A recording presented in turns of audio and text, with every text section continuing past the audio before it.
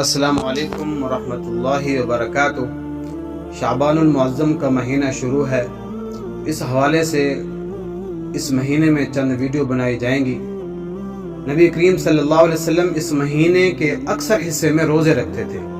چنانچہ حضرت عائشہ صدیقہ رضی اللہ عنہا فرماتی ہیں، ما رأیت رسول اللہ صلی اللہ علیہ وسلم استکمل صیام شہر قط الا رمضان وما رأیته فی شہر اکثر منہ صیاما فی شعبان۔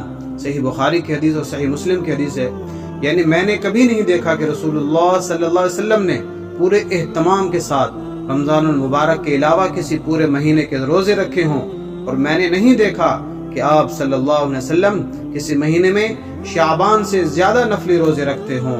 ایک اور حدیث میں فرماتی ہیں، کان احب الشہور الی رسول اللہ صلی اللہ علیہ وسلم ان یصومہ شعبان ثم یصلہ برمضان۔ کنز الاعمال کی یہ حدیث ہے، یعنی رسول اللہ صلی اللہ علیہ وسلم کو تمام مہینوں سے زیادہ یہ بات پسند تھی کہ شعبان کے روزے رکھتے رکھتے رمضان سے ملا دیں۔ اس بات کو آگے بھی شیئر کیجئے، خود بھی عمل کیجئے، دوستوں تک بھی پہنچائیے۔ جزاک اللہ خیرہ۔